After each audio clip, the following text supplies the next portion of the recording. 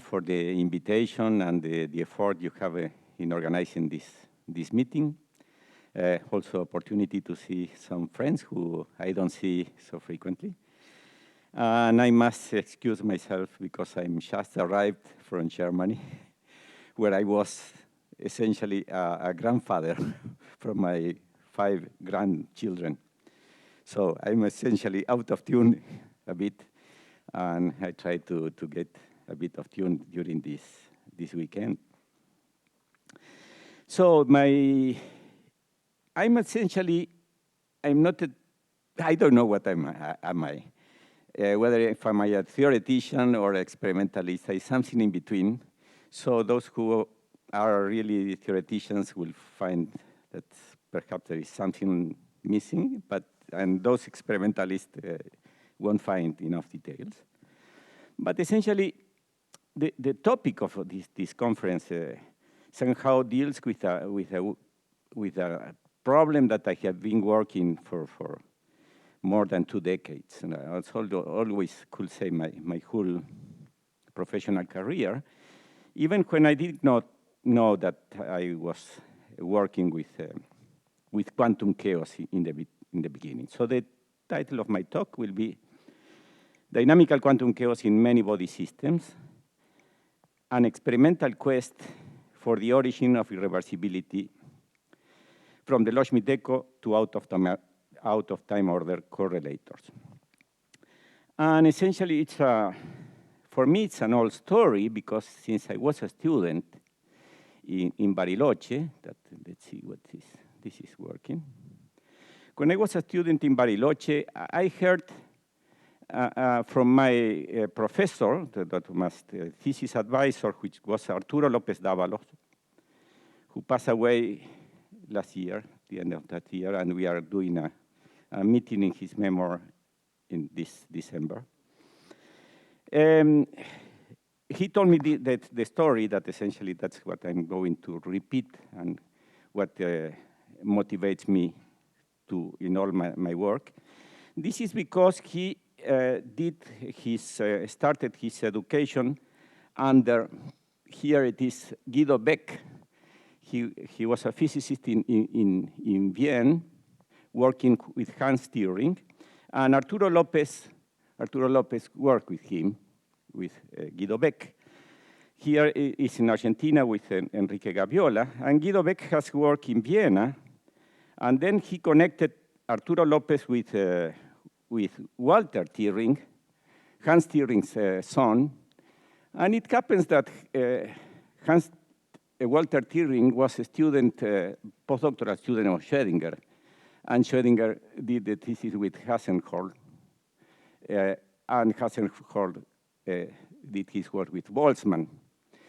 And that's, then I have even some old Boltzmann papers in one folder, original papers, reprints, the legacy from López Dávalos. And when he was giving us teaching the quantum field theory of solids, he sort of told us about this story, which is already more or less in the books, about Boltzmann when he presented his demonstration in the Academy of Sciences in Vienna about the increase, the growth of entropy, essentially. He was assuming that Stokes-Ansatz, which for me was immediately, I understood Stokes-Ansatz. That's my understanding of chaos. For me, that's essentially. And he was trying to address that these collisions among molecules could be essentially irreversible, irreproducible, could be not undone, as a way to argue that the growth of entropy from classical mechanics in that way.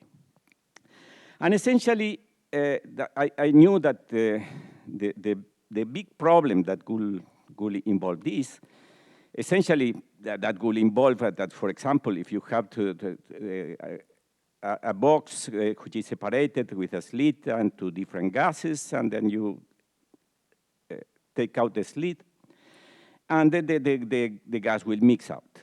That was essentially because of the molecular collisions. But then there were two objections at that point. One objection was for his colleague Sarmilo, which was invoking the Poincaré recurrent theorem. That Poincaré recurrent theorem will say essentially that classical mechanics, more or less a system of interacting particles, but essentially classical, will have recurrences, will have periods, is cyclic. And that's the Poincaré recurrent theorem. And another objection was from his friend, Loschmidt. Essentially, he will say, okay, classical mechanics is reversible, so the system should be able to go from this apparent disorder that we see in the upper part, from this apparent disorder to order, just by reversing the sign, the direction of every velocity, if they were thinking in terms of elastic collisions between the molecules. And then you will have a situation where the entropy will decrease again. And then the answer to Boltzmann was immediate, then you do it. And essentially, that's when I got the idea of this Loschmidt demon. Demon, in a sense, is a genius, not a mischievous guy, no, not something malign.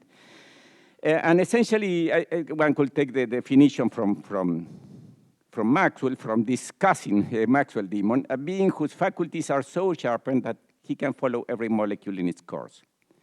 Such a being will have attributes as essentially finite of our own. That was Maxwell's definition, and will work for this Loschmidt demon. In Spanish will be a papa. Essentially, then this demon will be able to make the system to return to the order, and then again back to disorder. So essentially, it wasn't a thought experiment. Nobody could believe that it could be possible to do anything like that. And essentially, less Boltzmann, that was his answer. But the point is that Boltzmann, these arguments were really, people were quite against Boltzmann. He was a state of a bit of depression about that. Mainly these colleagues like Mach will also oppose this view. So he evolved besides, he evolved from the original argument of the social ansatz, that's irreversible collisions, more into the idea that a statistical description that the initial state will be essentially order and then will evolve into the disorder, just as the increase of entropy will be more or less more a statistical description in terms of the number of states, which is the argument that we see now in the statistical mechanics books. But of course, these polemics and these controversies eventually led him to committing suicide and killing himself before seeing his ideas to take on, and really without seeing the quantum mechanics. But more or less 10 years after that, it's clear that chaos, so this idea of Stotzel ansatz of the probability is more or less clear, in the sense that if we have molecules in a gas, which are molecules which are non-interacting, they're just jammed here in a dot, but they do not interact, they cross, and we let them to evolve. They evolve into something which is more or less mixed because they have some initial. This shows that initially they were essentially in all the velocity within this box. And if one inverts the velocity, that's if you do the experiment in the computer, you will be able to go every molecule to initial sites. But if you have a stadium, that's what a system which is essentially the trajectories are unstable, then it will also spread, and then you will not be able to do this experiment. Even in the computer, small errors will immediately not allow to go back to the initial state. So that's where essentially the current ideas of classical chaos, of classical instabilities, which is the situation most common in the nature. So essentially these square boxes do not exist at the microscopic level. So essentially now the ideas that you have been discussing probably, yes?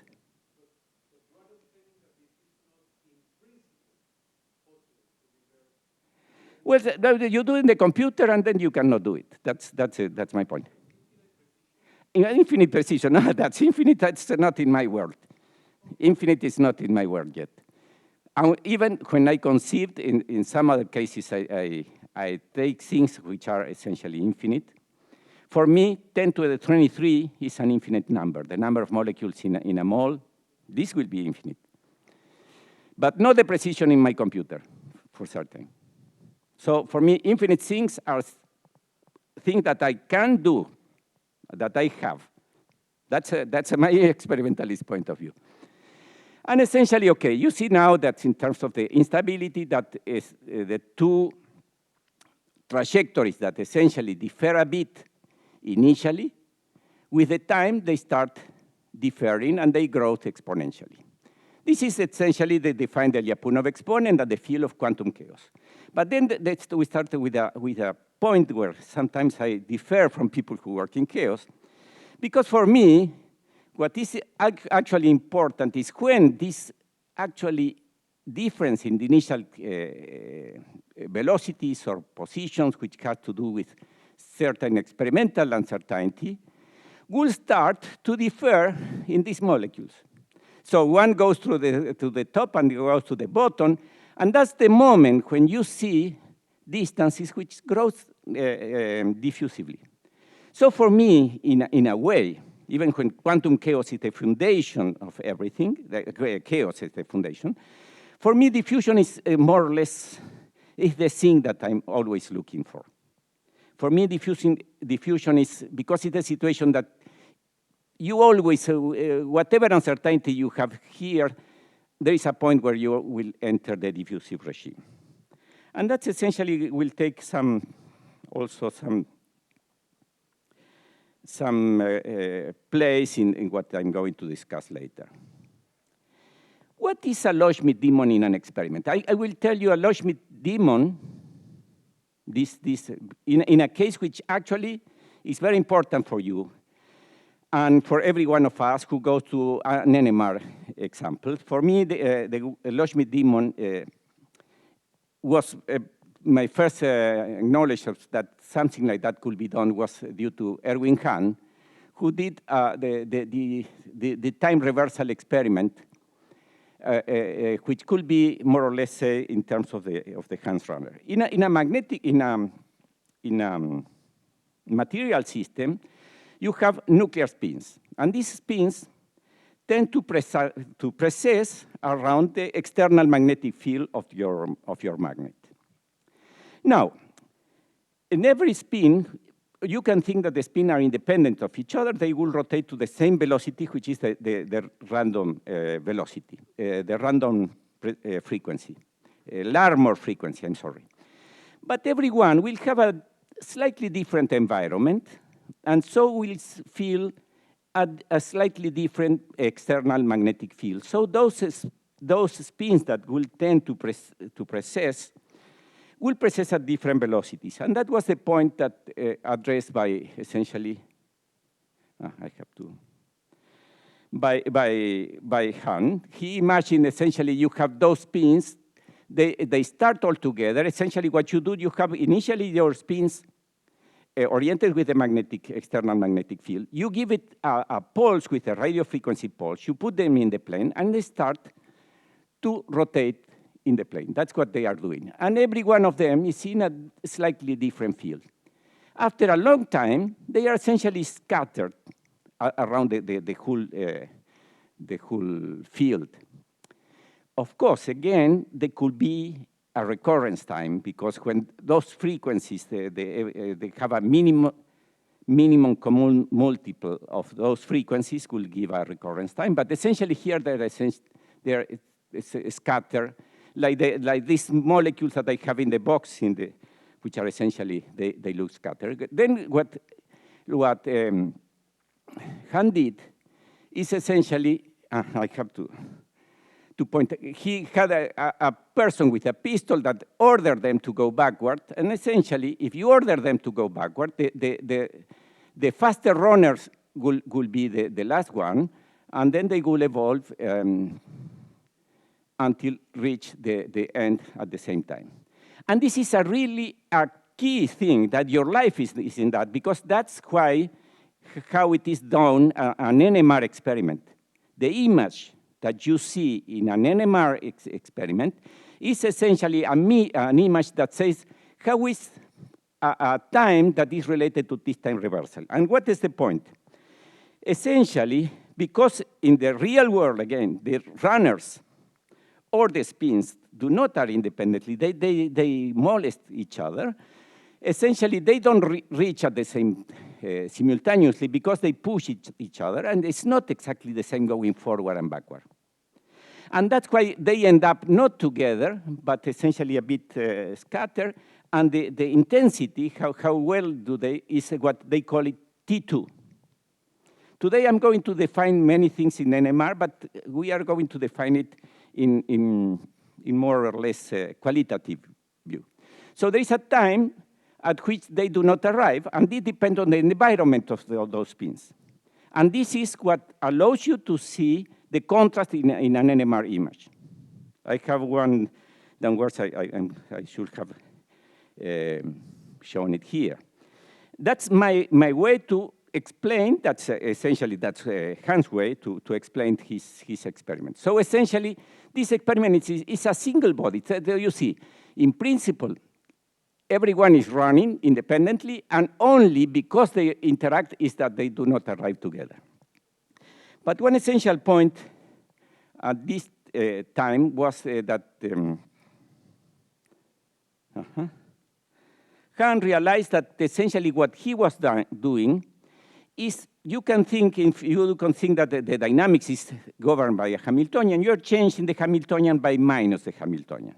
That's the frequency in terms of minus the frequency. And this is the key idea that we are going to have to actually do realizations, achieve this Loschmidt demon in an actual experimental setup. That's essentially to change the Hamiltonian. Let's see, what do I have here?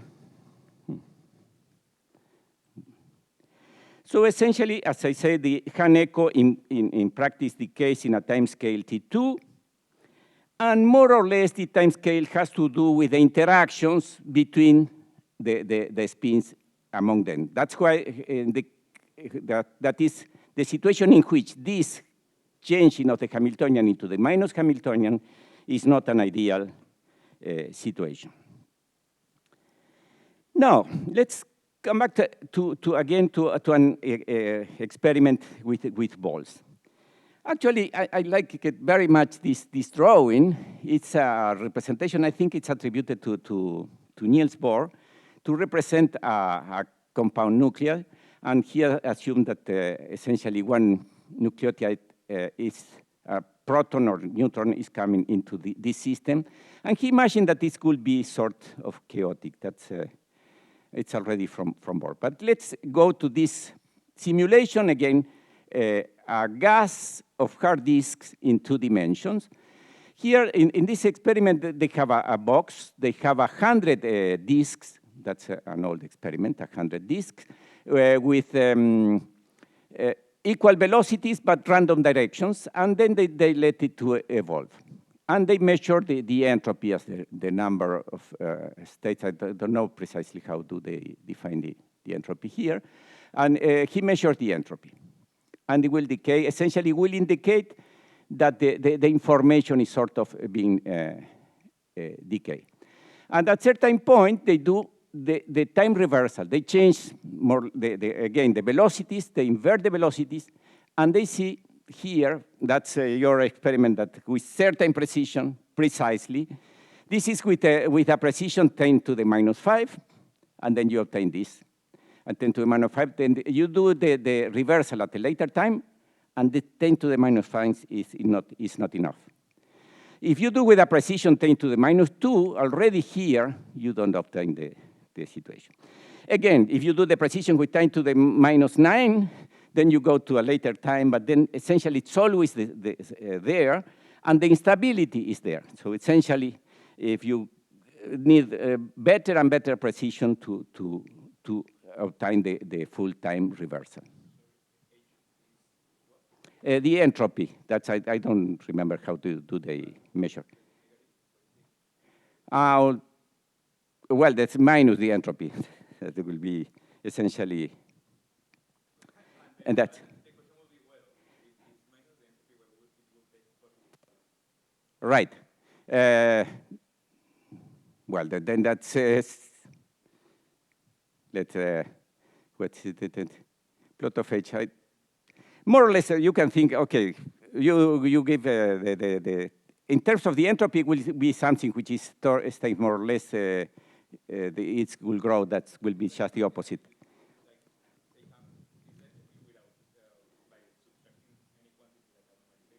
Right.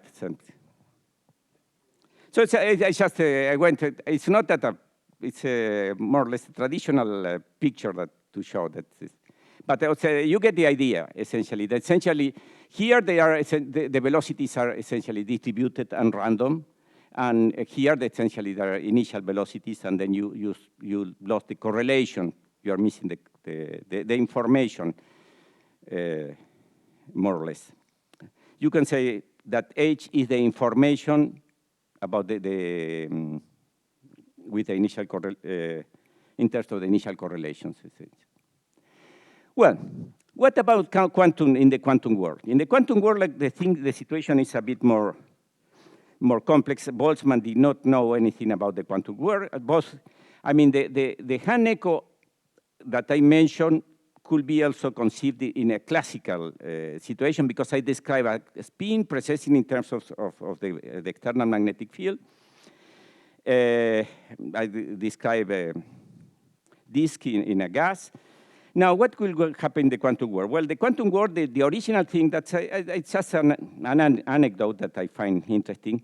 You remember that the first thing that described by Bohr was the quantize the reduced action in terms of the separable variables. That's what Bohr did. And essentially was more or less limited, this situation.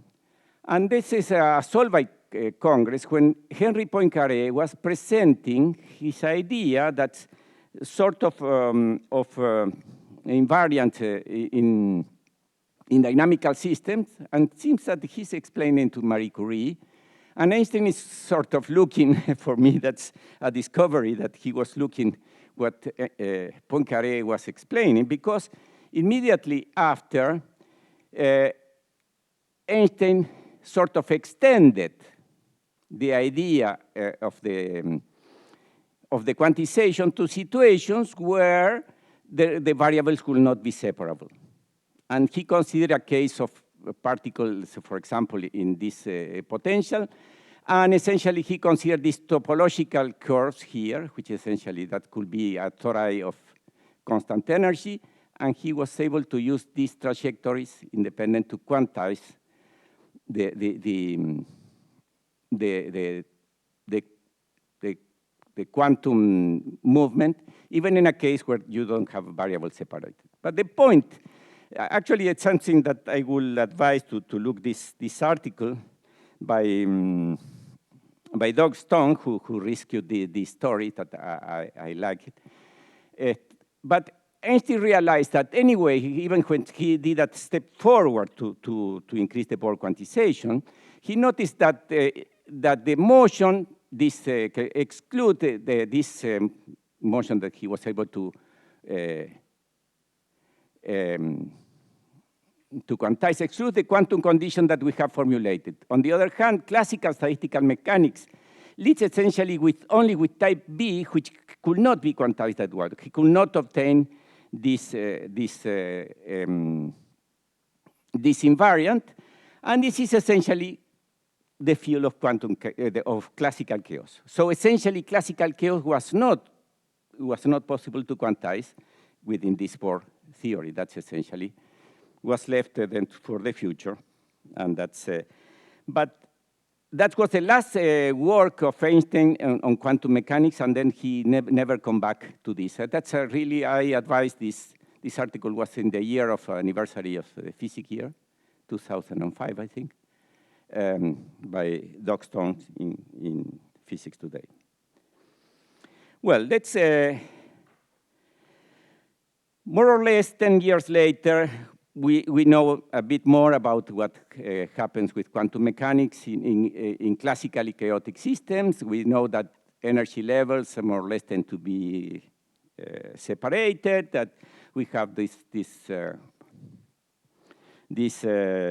unstable classical state that leads to scarce and so on, all the things that you have been learning. And essentially, I'm not going to be much into it for the moment. But just to say that in systems which are classically chaotic, that's a paper by Kasati, Shirikov, Guarneri, Shepelyansky, so the people who bring back the notion of chaos, I mean, into classical and quantum systems, for me, they consider a Hamiltonian that could represent something that was a ionization probability or something. That's a model Hamiltonian that has, classically it has chaos.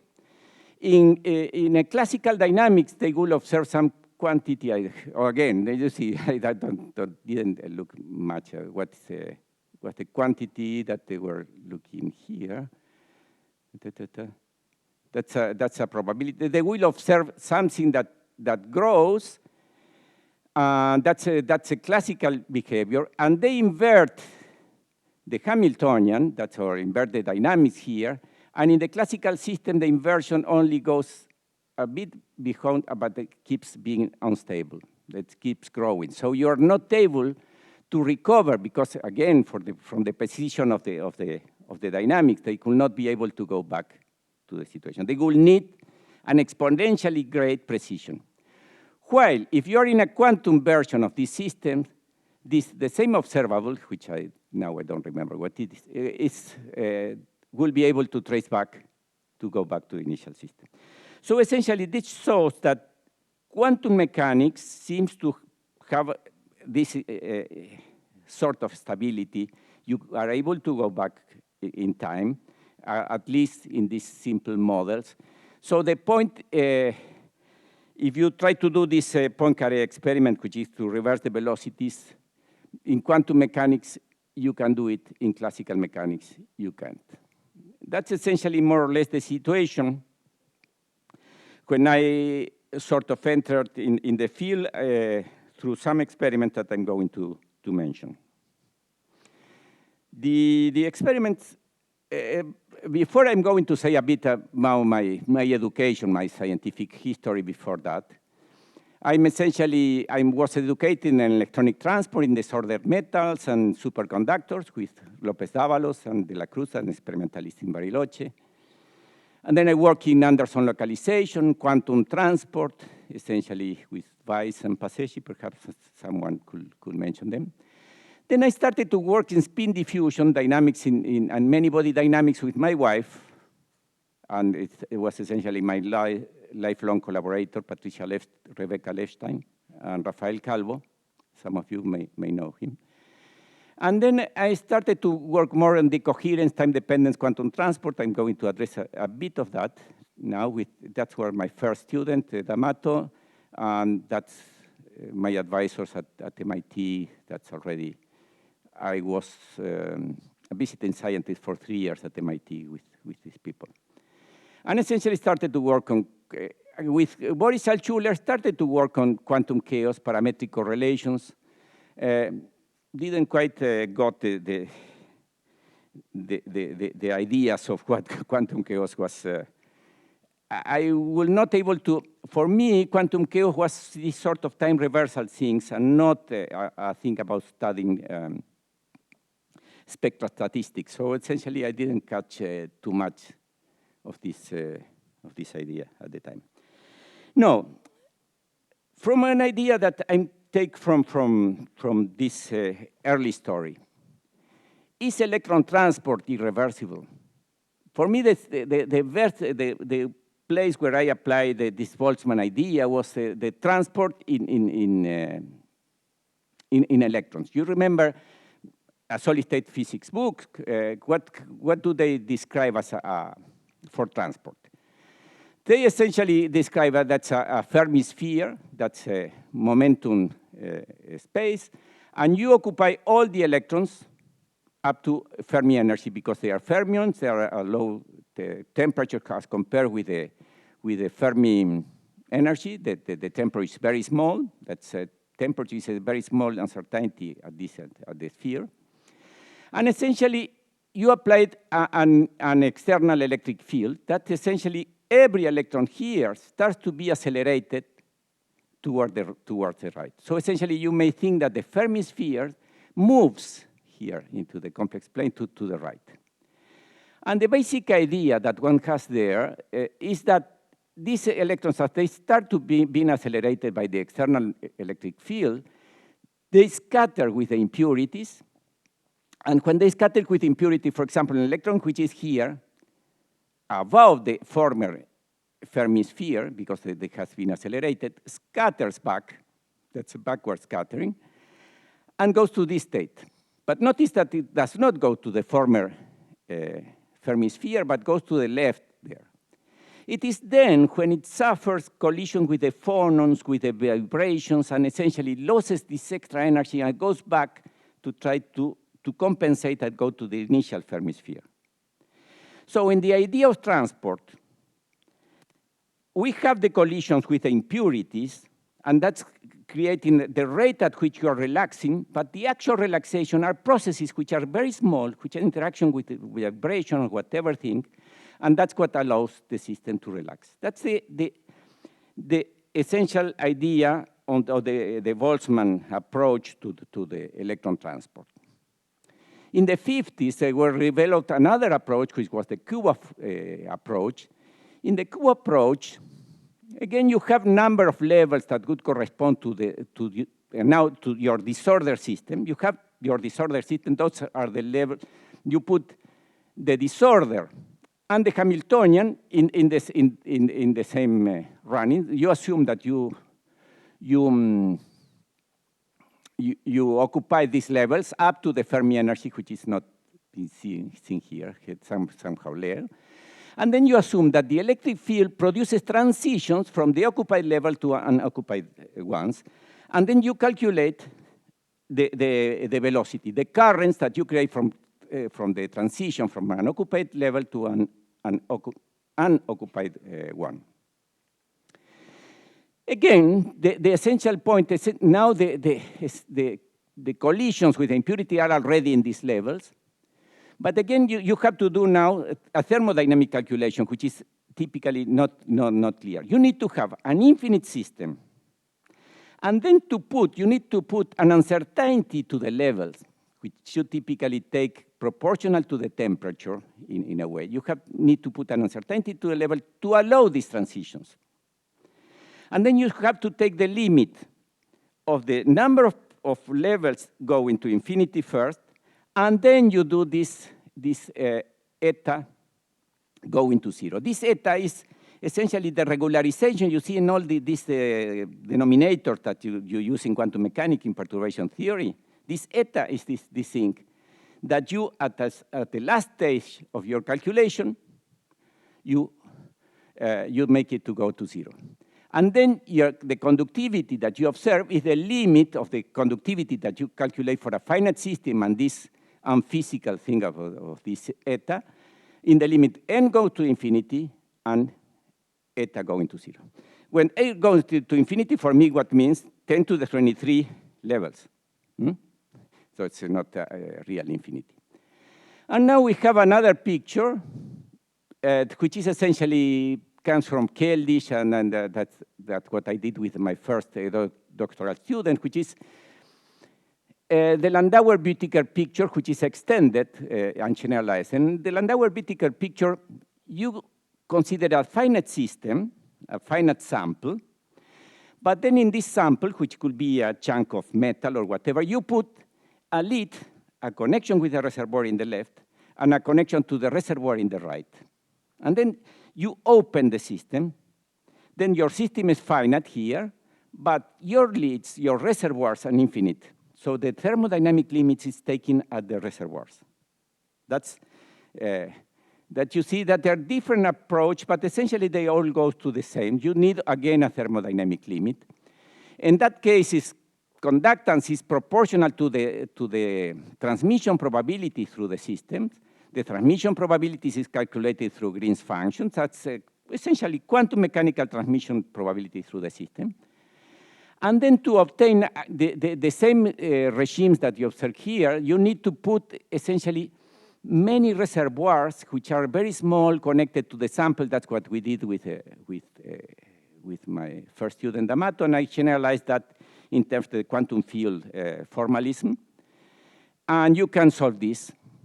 But essentially, all the three things will give, from different approaches, the same result. Essentially, that once you put the environment going to zero, that's this eta going to zero, even you lower the temperature here going to zero, you obtain a conductance which is described by the Drude formula or the Einstein formula. In the Drude formula, you have the scattering rate. This is the number, the concentration of electrons, the charge to the square, the mass of the electron, because these are the particles that are being accelerated by the electric field and divided by the mass, and this is the scattering time.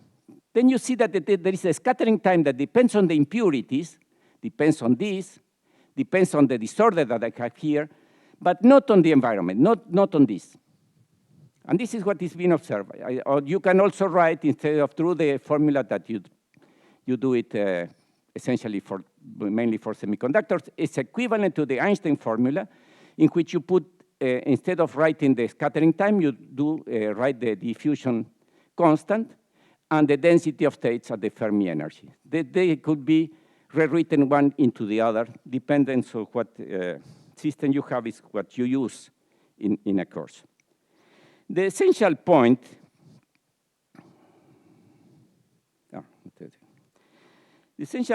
is that in all cases that you see here at the electrical resistivity, I am going to come back later as more or less as quantum chaos, but the essential point is the following. You have here a sample which is silver, which is pure silver here. Here you have the conductance of pure silver. This is not actually zero, it has a very small value, but in the scale of this plot, it is on zero. And here you increase the temperature from 0 to 100 degrees Kelvin, and you're increasing here. But if you put impurities, that's essentially 0.202% of thin, or you put iron in 0.5%, and you obtain those different curves. And then you see, and you change the concentration, and you will have this region. And then what you see experimentally, that essentially, indeed, this residual resistance of metals, that were the resistance, it is. How the metal dissipates energy depends on the collision with the impurities and not with the phonons of the system that is going to take the energy away. That's essential for me. That's a more striking point when I was doing the solid-state physics and statistical mechanics. That essentially dissipation, so how the energy is lost in an iron, depends on the impurities and not of anything else. And essentially, as we are seeing, is this on the scattering time. And essentially, now we are seeing that it is actually really universal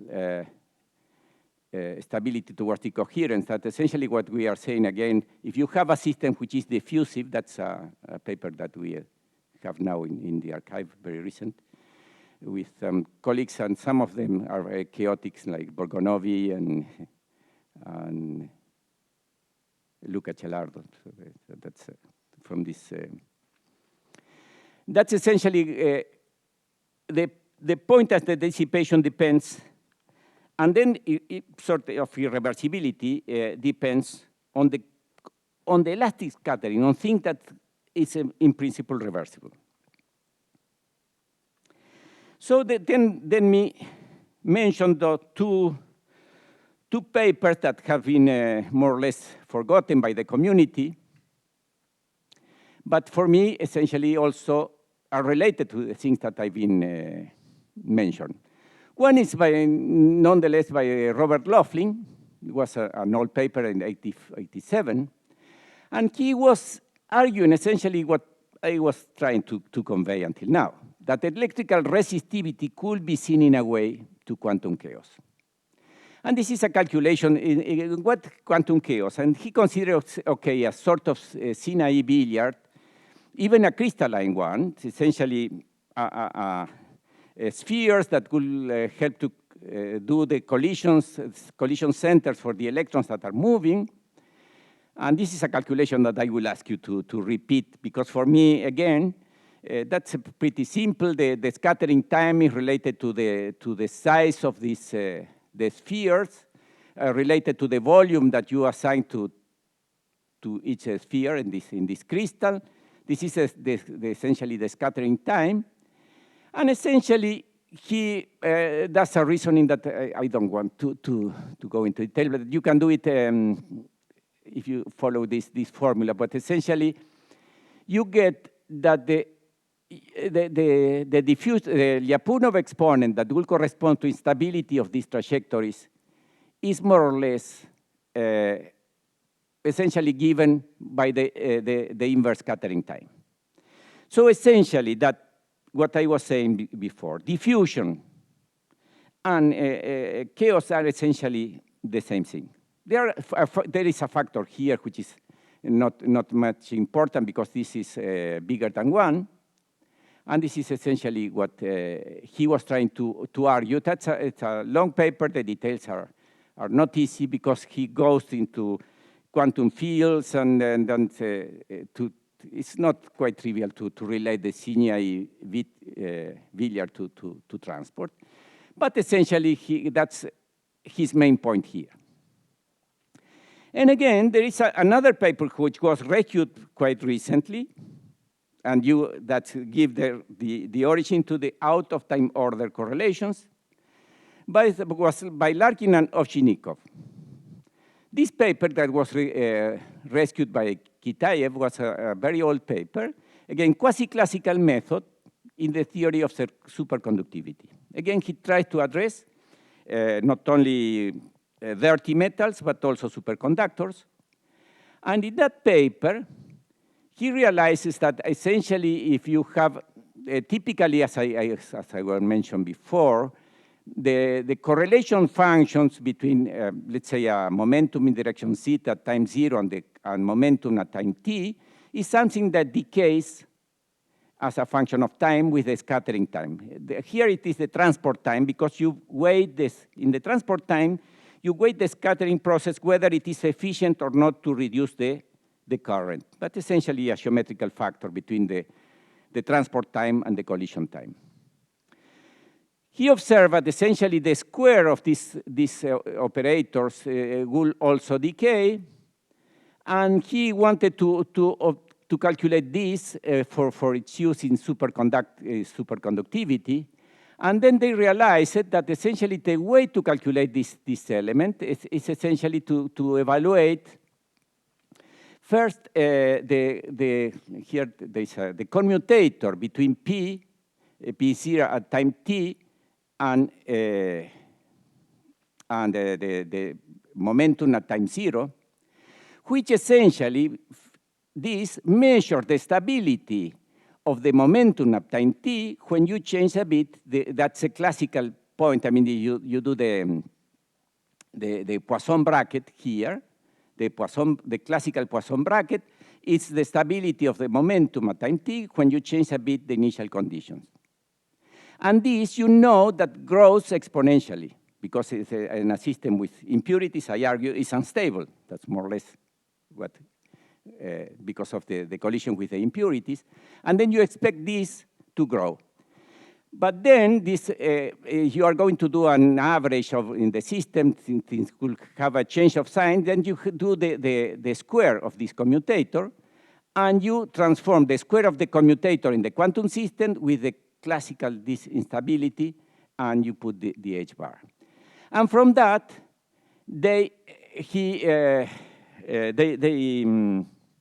conceived that essentially the out-of-time order commutator, which is this, when you do the square of this, of the commutator, you have things in operators at time 0, at time t, at time t, at time 0, at time t, at time 0, which is different from the ones that we have been evaluating before. They expect this to grow exponentially. And again, the time essentially will be the instability of the trajectories because of the collisions, which are more or less the scattering time, the inverse scattering time. That's essentially all of this, and this is, you know, LE&OTOC is a very recent issue. We are going to hear more by Altman, which is not here. And then we see the role of diffusion. So after my work on transport and so on, we were about to come back to Argentina. And at this moment, it appeared, we saw a preprint first, and then we knew about an experiment by Richard Ernst. We were returning to Argentina in '92, and I think that this year, '92 or '95, Richard Ernst was receiving the Nobel Prize for developing the time-dependent NMR. And he addressed the following problem. He had a crystal, that's a piece of a crystal. This crystal have these small balls, they are hydrogen atoms. Every hydrogen atom has a spin, is oriented with the magnetic field, either up or down. And essentially he was able, because he had a local spike here, which was a carbon-13, he was able to say if this spin is up at an initial time, whether it is up at a later time. He was able to do local measurement with this experiment. And that's, I'm going to show what he observed.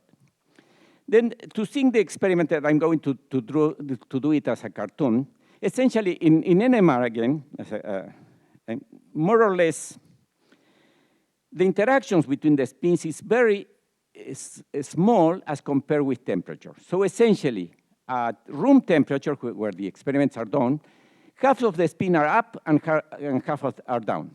So essentially, there is very small the polarization that you have. This is even, will be 1 in every 1,000 spins will be the excess oriented with the magnetic field that against the magnetic field. 1 in 1,000, very small. Still, I'm going to do the cartoon to represent, to see half of them are up, half of them are down. I write it in this ordered way, so in order to, we are able to understand easily what is happening. So they interact because they have the interaction typically is that dipolar interaction, which has a term which is the flip-flop, the exchange between the spin. One down, goes down, conserving the spin polarization. So that's the interaction. So they exchange, and you see that immediately after a time, that this ink in the crystal has essentially diffused away, and that's essentially what they measure. Mm-hmm. And then what they measure was that essentially is this, the probability in a given site, the one that they were controlling, was decaying more or less exponentially and goes to a value which is 1/5. Then I really was interested in this experiment because they were being able to actually measure spin diffusion locally, in a local way. But, and an interesting thing is that in Cordoba, where we were sort of planning to come back with my wife, we have an equipment which was identical to the one that Ernst had in Switzerland. And then there are a number of questions that immediately arise. If this is a quantum dynamics, which it is, one thing is a short time, quantum dynamics cannot start exponentially. Quantum dynamics has to start with a quadratic law. Always has to imply, think about the two-state system. You have a cosine, the Rabi oscillation from one system to the other. Always a quantum dynamics, so you see, you have a system and you see as a function of time, should decay with a quadratic law. So that's quite rare, quite strange if it was a real quantum system, because it's quantum dynamics is these spins. Now, I sort of did a drawing for the jumping, but it is a quantum dynamics. Also, this, why wouldn't jump? So they thought, okay, the polarization, this extra information that we have, an extra spin that we have, the states in the ring, they say, that's why it goes to the 1/5. But then why will not go to the other molecules and to the rest of the crystal? And again, if it was a finite system, why will not it give some Poincaré echo? Because it's a finite system, it's a quantum system, you have a number finite of levels, and then you will see Poincaré recurrences, or what we will call mesoscopic echoes. That's something that has to do with that the dynamics is restricted to the 5-fold ring. None of these things was seen in this experiment, and this is what make us to start working. Now, that's a thing to see again the relevant energy scales here that we see. Essentially, we have this polarization. I mean, the extra polarization of the spins is either when is either up or down. Then half of the spins are up and half of them are down. So the polarization at every spin is essentially at room temperature is 1/2. So there is the same chance to see it up or down. That's the polarization.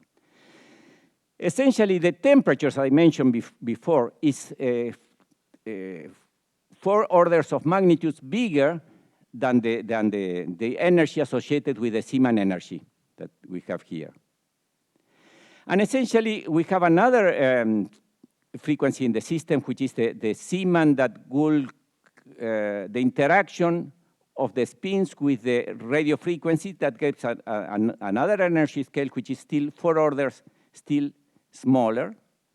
And still the interaction between the spins, which is the dipolar interactions, is still smaller. That's a completely sequence. It's not clear from that this is really a very, very small interaction. So in the experiment, what Ernst did, he put one extra spin with some polarization, and then he measured whether this stays in the first spins or spreads along the other spins.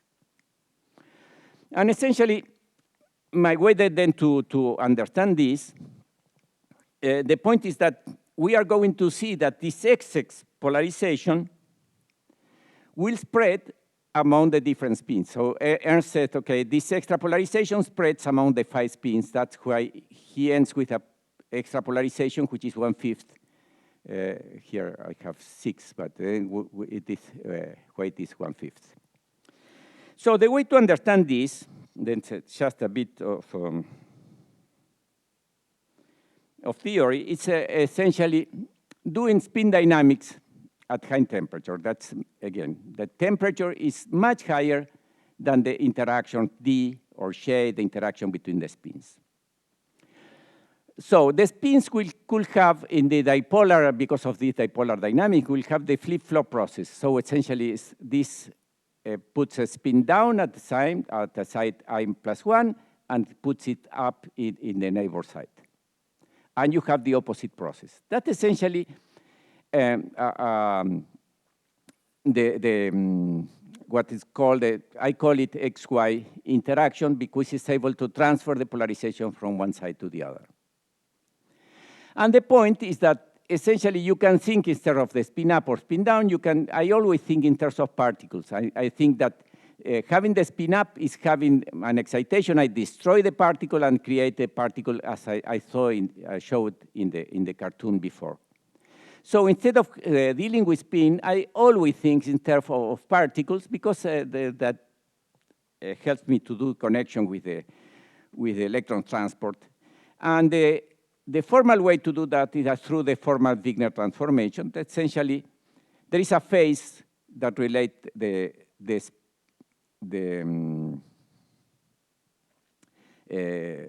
spin operator and the annihilation of a fermion, but essentially this in the linear chain it will be the same. Actually, in a Hamiltonian, that's like in the case of the experiment I show, there is also a term which is the Ising term, which is also present.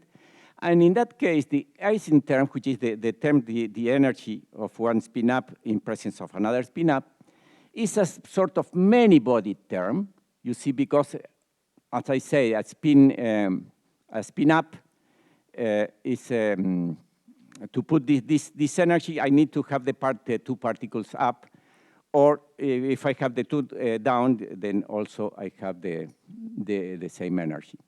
And if there are different orientations, the energy will be negative. But this is, as you see here, it is an actual many-body term, which is not is quartic and not quadratic like this one. So the Ernst experiment, what was measuring was the following. I have an initial state. This initial state is a many-body state where half of the spins are up, other halves are down, more or less. That's the essential situation. That's the initial state. You create an excitation at a given site. You put this one spin one up, and then you allow it to evolve in time. And at a given time t, you measure whether this spin, let's say spin n or the same initial one, whether it is still up. And then if you put in spin operator, then you have to put the operator. You need the two evolutions. But that is the correlation function of to put a spin up at a given site and to put it down at a later time in this site on anywhere else. But because this is actually what is being measured in the experiment. But consider if you have a one-dimensional system, imagine that you have a one-dimensional system, then you do this mapping is quite inexpensive. And essentially, you could see this excitation, this extra polarization that is moving in the spin system as essentially a particle, as I showed you before, this extra density that I have. This extra density is as a particle that is able to move along the system. But this movement is something that is controlled by this Hamiltonian. And then essentially it is a sort of tie-binding calculation where you have a particle in a given site and you look whether it is at this site or whatever site that you want to calculate. And this is something that it is trivial to calculate. And then what you expect, I mean, you're having a finite system, you expect Poincare recurrences. You have it's like having a chain of pendula, you move one pendula, you move the pendula, they move to reach the edge and come back the wave backwards. And this is exactly what you expect. For example, here, I have a chain that's the solution of this situation, which is just one body solution. Whoever can do it in a computation, in a calculator. You have at time zero, you have the excitation at site zero, at site one, and then it evolves. Look, with forward with these dynamics, essentially to conserve more or less the form of wave packet, gets reflected to the end of the chain, and goes back and as an echo. This will be a Poincaré recurrence because it's a finite system, a finite number of frequencies, a finite number of energies, and then you will observe a recurrence, which is here. That's what you will expect. This is essentially given by the group velocity in the solution of the linear chains of the tie binding that most of us have been done in the courses. And that's essentially to say that what you expect in those systems. And in a ring, as before, we also expected something like this. Essentially, if we have a ring, if we have a single ring, the calculation, if it is if it were the no, the dipolar is not here. Essentially, we put essentially even when we put the many-body term, essentially this Ising term, what one expect in a single ring for the calculation was this thing with all the recurrences. That would be the thing in a single ring. If you put in the interaction between the others, that's what you will observe. And then we did the experiment. We put we used this carbon-13 to inject the polarization. I'm going to explain tomorrow a bit more how it is, or maybe afterwards. How do we inject the polarization here? We see at a function of time, and we see essentially that it decays and goes back, and we have this recurrence, which is here, which is the mesoscopic echo, the essentially consequence that most of the dynamics occur in this finite system. But essentially decays because the excitation is not only restricted to the ring, but also to the other neighbor's ring because it is in a real crystal, so it is a sort of decoherence. We did a number of experiments. Here it is a different system where we have the rings are more isolated, and when the rings are more isolated, we see the Poincaré recurrences more precisely. And well, that's essentially the mesoscopic echo. The Poincaré recurrences in a finite system are there, but essentially no system is a finite system. It's a real crystal, then the recurrences are not as ideal as could occur in a single ring. So there is something extra here, which is this oscillation that I'm going to mention a bit immediately afterwards. So we published this, and then Ernst called us to Switzerland, invited Patricia and me to discuss this result, which was sort of unexpected, because in NMR, people always were expecting everything will be diffusive, no quantum effects, no interference, no forward and backward, no, they would thought it was so mixed that will decay. And he improved the experiment, now in a linear chain, and with a interaction which does not has the Ising terms, just the flip-flop. And by doing that, he used not through the protons to the hydrogens, but through the carbon. And then he put the polarization in the carbon in the extreme. As a function of time, it will decay, then goes to the second carbon, then goes to the third, to the fourth, to the fifth, and goes back. And this is essentially the Poincaré recurrence in a chain. Again, that's not perfect, that the system is not isolated. That's a molecule in a liquid. But that's the first thing where people observe that the information was moving like a wave as a packet and could be able to reach from one side to the other. That's now what is being perfected, I mean, with the XY Hamiltonian. So that's, for me, was quite exciting to see this. Now, can be done time reversal in a spin system. So essentially, as I mentioned before, we were sort of looking at a given system. It will spread the excitation because of the dynamics, which the dynamics is not just flip-flop, but has also this term, which are many-body interactions.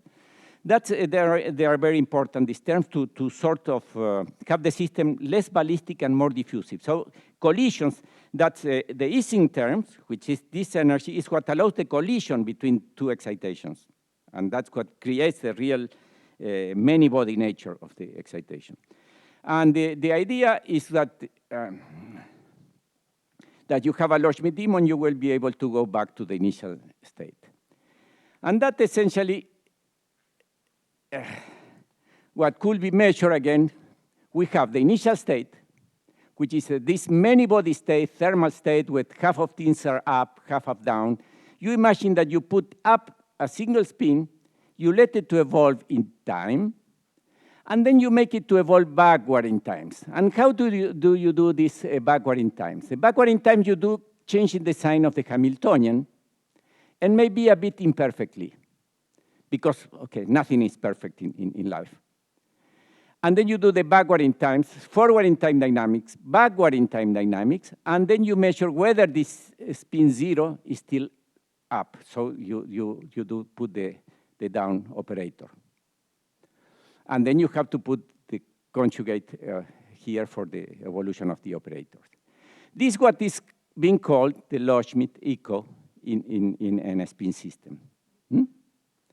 And actually, when you do that, and how do you do that? Essentially, what the way to do it is to use the dipolar interaction, because two dipoles repel each other. If you rotate those dipoles, they attract each other. So by rotating the spins simultaneously, all the spins, those who were repelling become attractive. Those who were attractive, like the two dipoles, become repulsive. That's the basic idea. Just with a pulse to all the spins, you will revert the dynamics, the many-body dynamics, because that's essentially the origin of the... Yeah.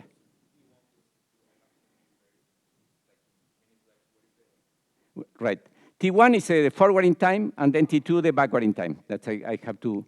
And actually, they have to use different time scales because the Hamiltonian does not go to the... One can do it, but essentially, the original experiment, you have the Hamiltonian, you have a Hamiltonian, then you go to -1/2 the Hamiltonian. So the time scale changes, but essentially that's a trivial change. And then you see, before we will have the decay as a function of time. At a given time, we apply this radio frequency pulse and see the time reversal, and that's what we obtain. That's essentially the polarization that has spread away comes back to the initial site. But not as much. The longer I wait to do the time reversal, the less is what I observe. But again, notice that it's not what I'm describing is a local observable. So I put a spin which is up in a given site. It spreads this information and then look again at the original site. So I'm looking at a local observable in a many-body system. The longer I wait, the less what I get. And this is essentially our Loschmidt echo. In a many-body system, the time reversal that was requested to Loschmidt to do it. And the way is not to invert the velocity, but to change the sign of the Hamiltonian. That's the way. But then you see that this is this sort of imperfection. The point in here was that, what was the imperfection? Okay, we have imperfections. As I said, the Hamiltonian was not perfect. We did a lot of things to try to decrease the Hamiltonian, but in the mean, let me mention something else which is very, very, very nice.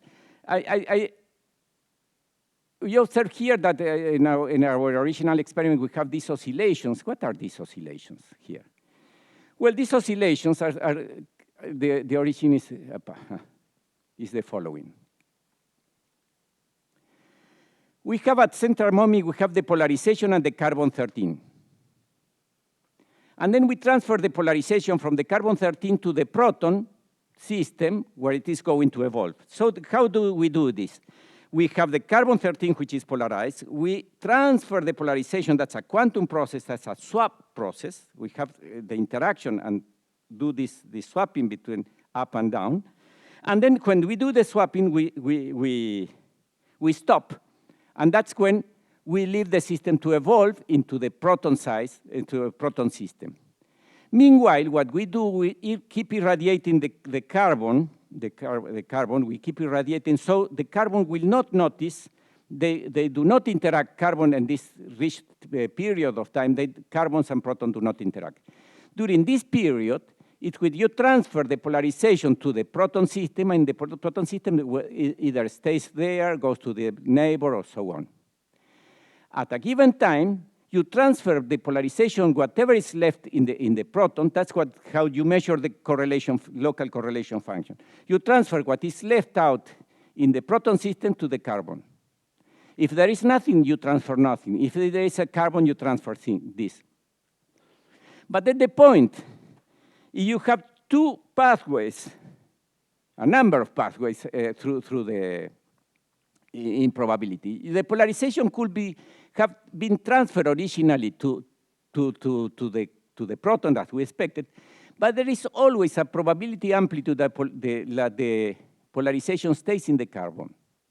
So once you stop this cross-polarization, which is this part of the experiment, there is part that stays in the carbon, part that goes to the proton.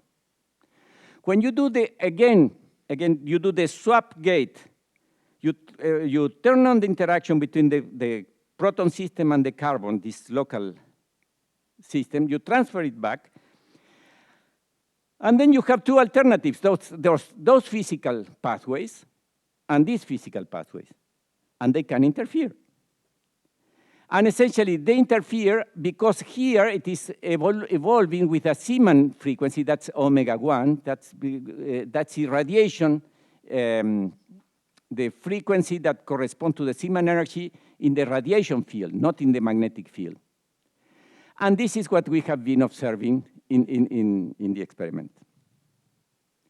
This is what is interfering here, and essentially that they mix each other. The polarization that stays in the carbon and the polarization amplitude that went to the proton, they did different stories, and then they go to merge again, and they interfere. And that's what we are seeing here. What we can do is to change the phases of this in order to this interference to be always constructive. And that's what we do in this experiment. We put the phases always constructive, and that's what we do in the later experiment that we do. So essentially, that's how quantum is the system, because there is this polarization. And okay, but essentially one point is what is essentially why it is so small, this experiment. And that's when we decided, since already we have, as I mentioned, a linear chain with a flip-flop interaction is like a single particle excitation. So we will not be able to do a single particle which is chaotic, so we have to go in a linear chain, so we have to do a single particle in a more complex situation. And then we started to study the chaos instability in the presence of this of collision centers.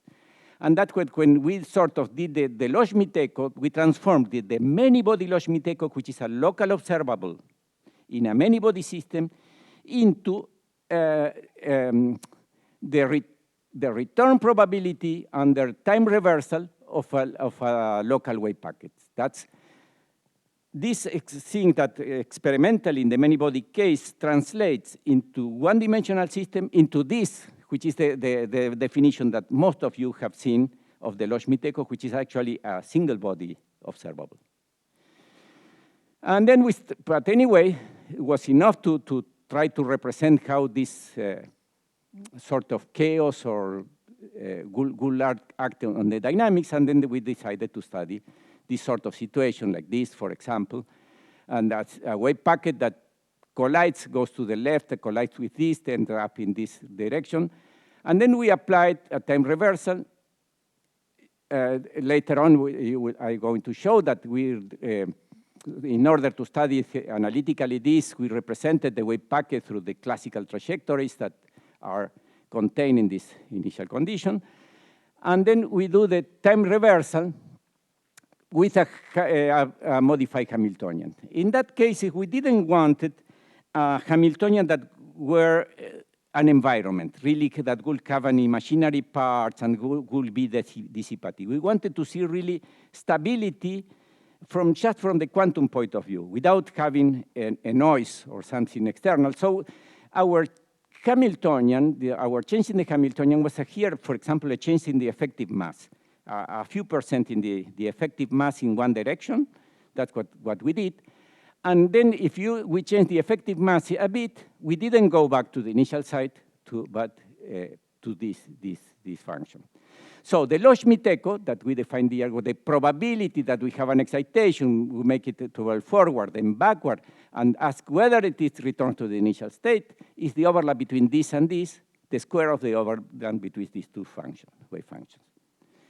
Sometimes people tend to define, this is the Loschmidt echo, the fidelity. If I have the same initial state and make it to evolve with the perturbed Hamiltonian here, I will obtain this state. Notice that this state and this, I don't notice the difference at the first sight. But if I do the overlap between these two, it's the same as the overlap. That's the fidelity. That's how an evolution is modified by changes in the Hamiltonian. So you can think two forward evolutions or forward and backward evolutions. For me, what you can do experimentally is the backward evolution. You cannot compare two forward evolutions. That's why, for me, fidelity is meaningless. The way to compute fidelity is doing a backward evolution. That's what now the out-of-time order correlations is showing. And what we can do experimentally. You never can do that. So that's, for me, I have this idea. I want to do, no, I don't have that much time to spend with this. So that's essentially the basic idea of how do we started to study the Loschmidt echo in the system. And that's what the time we had wanted to explain our experiments. I mean, what is the origin of what we observed?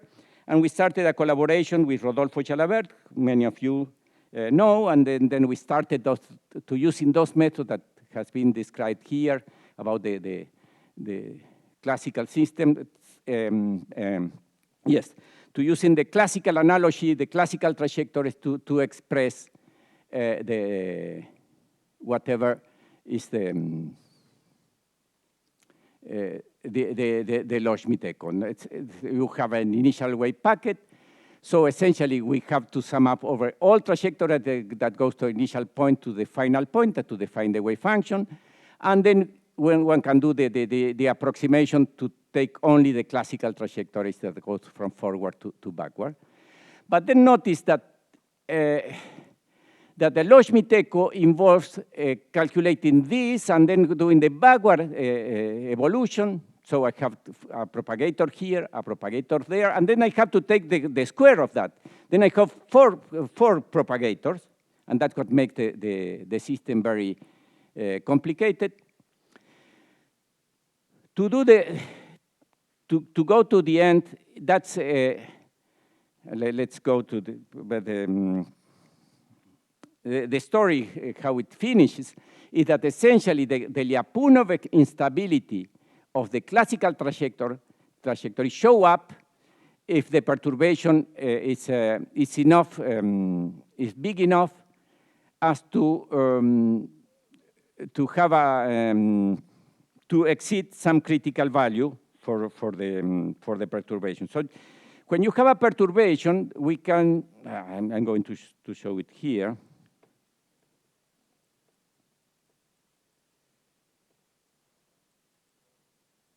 So I'm going to go to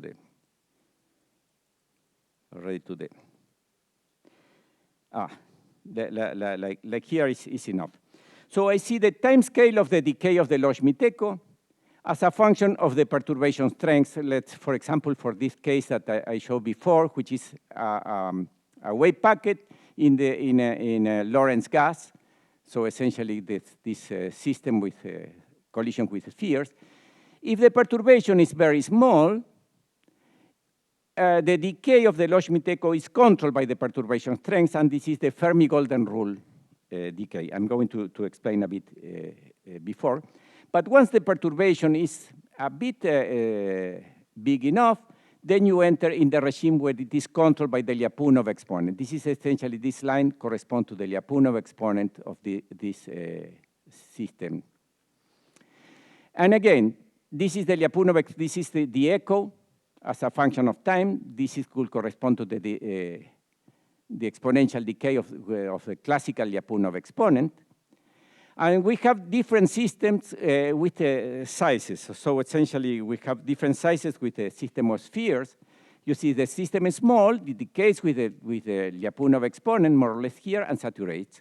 You go to a bigger system, and it saturates a longer time, bigger system, longer times, bigger system, still longer times. The point is that we have many orders of magnitude, 5 orders of magnitude here, and we still see the Lyapunov exponent. This is for time which are much exceeding the Ehrenfest time. The Ehrenfest time corresponds when 2 trajectories, classical trajectories, go to each side of the collision sphere. That essentially there is no classical quantum correspondence any longer, because one part of the wave packet goes to the left and the other goes to the right. So you enter completely into the diffuse regime of the dynamics, and you still see, in the Loschmidt echo, you still see the exponential decay. You see the Lyapunov exponent. You enter completely in the diffusive regime, and you're still seeing the Lyapunov decay here. That's a surprise, and I have a lot of argument with the quantum chaos community, because they were not happy about these results being beyond the Ehrenfest time. Now, let me go back a bit. That's just, it was mentioned. One way that I like to mention, essentially, as I said, I have 4 trajectories from the 2 final points, because I have to do the square of this return probability. So I have 2 final points. One comes from from the return amplitude, and the other return amplitude, the conjugate one. If you took the pathways, the classical paths are completely uncorrelated, they don't contribute. You need to have some contribution. You need to have a forward and backward pathway. That's a forward with a Hamiltonian, backward with a perturbed Hamiltonian. So these terms are the non-diagonal terms. These terms, because you go with the Hamiltonian and go back with the perturbed Hamiltonian, the perturbation starts adding a phase into the action. And then this phase is what creates decoherence, because the perturbation creates you don't get, when you come back, you don't have the one, but you have an extra phase that once you do the average, makes the system to decay. And this is the origin of the Fermi-Golden rule. You go forward through a trajectory, backward through the same trajectory, classical trajectory, but now under the action of the perturbation. And that's when you see the first exponential decay, the first thing that you see. But then, if you take the diagonal approximation with all the trajectories go forward and backward, then what you see is that essentially the perturbations try to make the trajectories, the backward trajectory, try to make it outside the trajectory. And then is when you see the Lyapunov instability when the 4 trajectories are forward and backward through the same pathway. That's when you start to seeing essentially with the diagonal approximation, the Lyapunov terms. So here it is the Fermi-Golden rule, then the Lyapunov term. First decays, almost immediately decays with the Fermi-Golden rule, and then you see the classical terms. Whether you want to call this what we observe is a decoherence or not, is really a classical effect, because it's the instability of the trajectory. So the first thing that you see is the non-diagonal part, and the diagonal part is the last to be observed. But one thing that I like to interpret this, let's consider, I like this picture. It has from a Zurek paper in Nature 2001 or 2000, I think. He considered, now it's a map. It's a simpler system. He had an initial blob, and this initial blob in the classical distribution goes into the phase space. That's it's a map with a one-dimensional, so it has position and momentum. And the classical distribution of this that will be the classical distribution function. If you do the quantum evolution at the same time, that's the Wigner distribution function. Remember, the Wigner distribution function is a correlation function. You have the wave function at x minus delta x, and the wave function is no longer working, and the wave function at x plus delta x, and then you Fourier transform on delta x to obtain the definition of momentum. It's the way to define, in quantum mechanics, the position and momentum simultaneously. And when you do the quantum, the Wigner function, then you have the classical part is still positive, and in this region, you see positive and negative parts of the wave function. These positive and negative parts means that essentially you have evolved into a superposition of states, which are superpositions in the points in the different momentum or points in the different positions. That's what means this interference here, that you have positive and negative. Now, that's a Wigner function that involves forward in time dynamics. The Loschmidt echo involves to comparing two Wigner functions, one calculated with the Hamiltonian and the other with the Hamiltonian perturbed. So you're comparing a Wigner function that has these positive and negative things with a one that essentially has evolved with a different, slightly different Hamiltonian. Then the interferences are a bit shifted. So that's after a long evolution, you see that you develop these structures which are very fine, and those are which are sensitive to the things. So essentially, the Fermi-Golden rules corresponds when you try to do the overlap of the two Wigner functions here. This is the part that decays immediately, because this fine structure immediately changes because of this perturbation in the Hamiltonian. And the Lyapunov regime, it corresponds to the overlap of the classical parts of the imaginary, the positive parts, which is correspond to the classics. That's my interpretation, my way to see in terms of Wigner functions, what is the decay of the echo. So the Fermi-Golden rule is the part of the correlations, and then the Lyapunov is the part of the classical part. And so start to differ, shift the yellow parts. Well, we did a numerical experiment where they verified that. Also in our cases, which are essentially the Lorentz gas with two-dimensional things and so on. And really works that way. What I wanted to show, that more or less I'm close to the end, so essentially to a point that was considered by Urbina, essentially the classical limit. Again, these are the points I have. I am really proud of this plot. Again, this is the Lorentz gas, the electron in this Lorentz gas. Again, this is the perturbation. This is a small perturbation. That the perturbation is a small change in the effective mass. Again, this is energy. This is different energies, the vertical lines. If my perturbation is very small, let's assume that we are in a very low energy. If the perturbation is very small, this is a perturbative regime. No, nothing happens because the energy levels are so separated from one another that whatever you perturb the system do not change too much, and you reverse to the system. If you increase the value of the perturbation here, then you go still to the Fermi-Golden rule regime, which is essentially the perturbations is able to mix levels which are separated. Essentially, the perturbation exceeds the level splitting. And then you still go further and you go to the Lyapunov regime.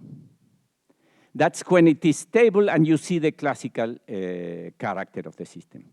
You go to a higher energy, and for the same change in the effective mass, is sooner you go out of the perturbative regime, you go into the Fermi-Golden rule regime, and go to the Lyapunov regime. For very large perturbation, okay, the system changes completely, and then so there is no point looking what is happening here. And these are what is a theoretical curve for the Lorentz gas. These are theoretical numbers. These are experimental numerical values. And my point is this: for high energy, Christian, I'm sorry, I say Christian with your homonymous Urbina. Juan Diego. The high energy is equivalent to H bar going to 0. So in the very high energy, immediately you go into the Lyapunov regime, because whatever perturbation is enough to mix the energy levels. That's the essential point. And this is what we obtain, the classical limit then for high energies or H bar going to 0. And that's what we expect to happen in a many-body system. So we think that the many-body system is always in the sort of classical limit, because whatever perturbation is enough to mix the levels that you have so well distributed. So I'm really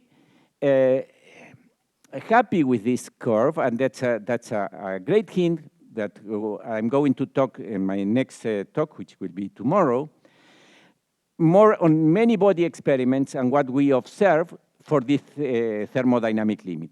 So this is already suggests the central hypothesis of irreversibility.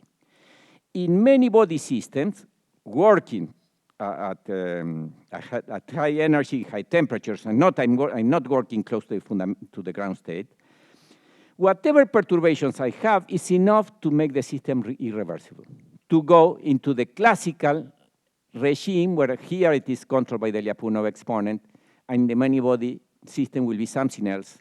Let's see whether it is Lyapunov exponent or not. So essentially, that's enough to foresee the prescription of what we are going to see tomorrow, of the many-body spin systems, how to address with this thermodynamic limit. But what I can anticipate is that what we observe experimentally is that we never are able to achieve a good reversibility. We always see an irreversibility which is tied to the Hamiltonian and not to the perturbation, to the chaos. Hamiltonian has the chaos, has the mixing. And experimentally, I'm going to go into more detail tomorrow, that's what we always see. Let's see if I have, no. I'm going to address it tomorrow with more detail. But essentially we addressed it, we did the Loschmidt echo in a variety of situations, and always this reversibility time scale of the Loschmidt echo is tied to the Hamiltonian and not to the environment. And this is what makes us in a way, it's the same as irreversibility in the metals. You decrease the temperature, decrease the interaction with the environment, and what you see is the dynamic, the collisions, which are essentially elastic, reversible, but they provide the mixing in order to provide the irreversibility.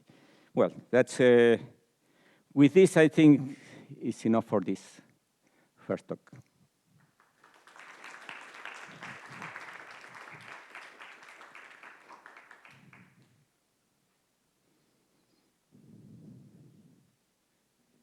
Yeah.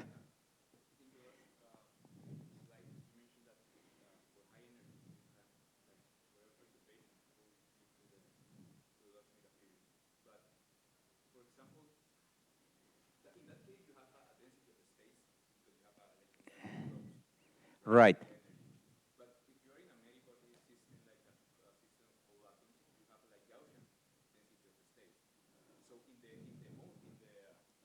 Right.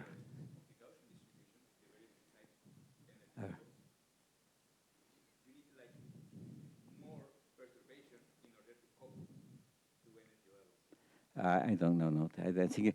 I mean, in the many body case, I mean, the energies are more and more dense.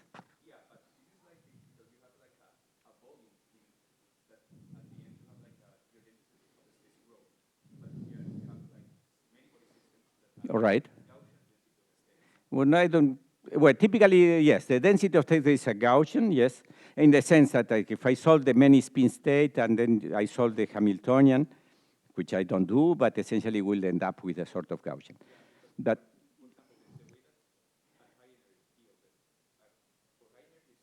yes.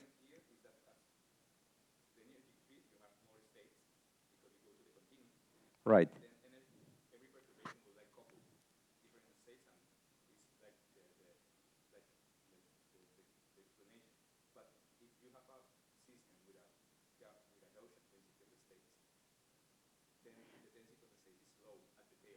No, no, the tails, yes, but I'm looking at the center, mainly at the center. That's what I'm saying, not in the ground state, yes, in the tails. No, not right, but high temperature really means that you're just in the center. That's interesting, because in a way, this in the top, you will, it's sort of negative temperature if you're, that's a difficult thing. So it's denser, there's denser and denser, yes.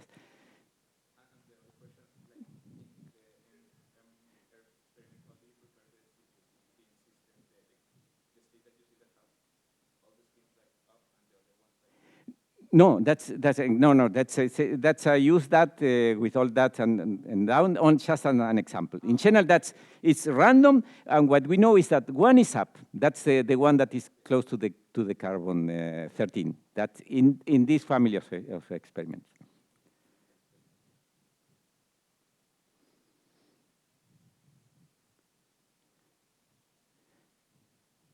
Yes.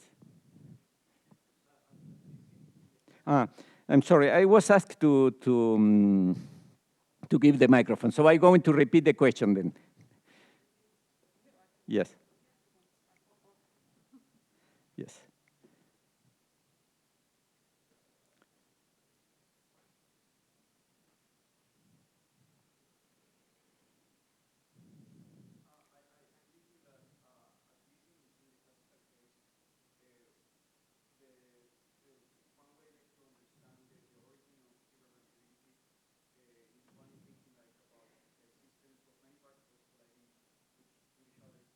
Mm-hmm. Right.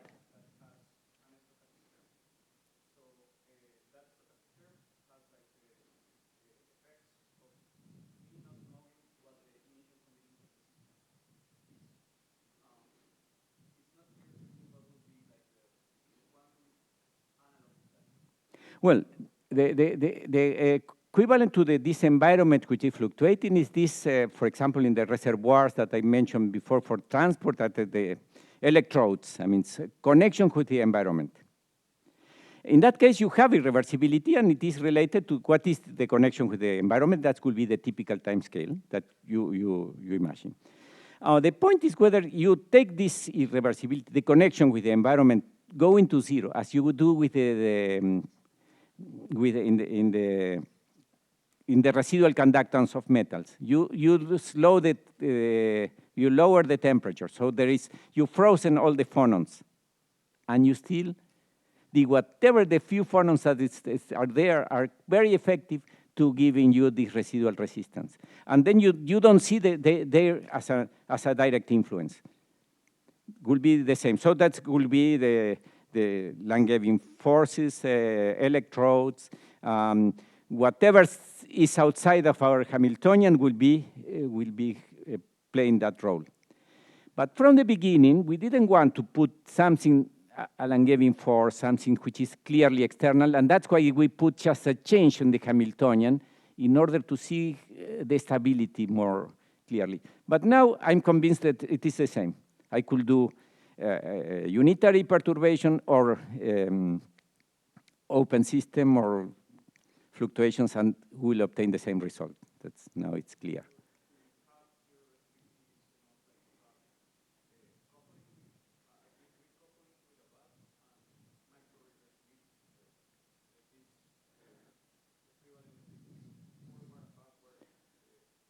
Right.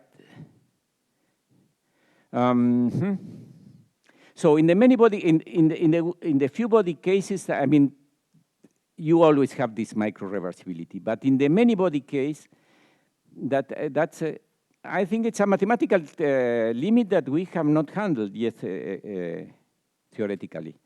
But the experiment says that there is an instability. That's what I'm going to show, and our experimental pathway to say that there is an instability. But mathematically, you still have the opportunity to prove this theorem. That's a thing. Everyone has still the opportunity to prove the theorem.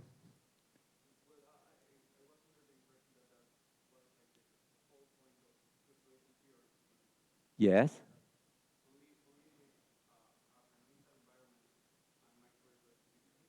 Right.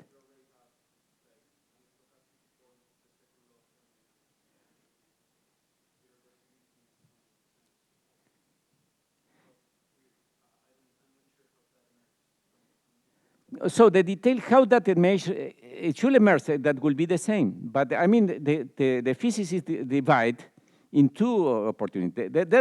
One half of them say that there is not loss of information, that all the quantum mechanics of the universe is stable, and you could revert, and even you can fall into the black hole, and then that's why it is important, this subject now. And the people who came from statistical mechanics that always have used this argument that you're mentioning, they are okay, they're convinced that there is no problem. But there is there's this division between people that will find these ideas natural, and those who still think that the evolution of the universe is unitary. So I think that there is an intrinsic instability, that many-body quantum mechanics, as you put an extra infinitesimal perturbation, and you have the thermodynamic limit first, this infinitesimal perturbation will make the system irreversible. And that's what we observe from the experiment. But then, not all theoreticians, not Maldacena, not Susskind, not the people who work on black holes will be convinced of that.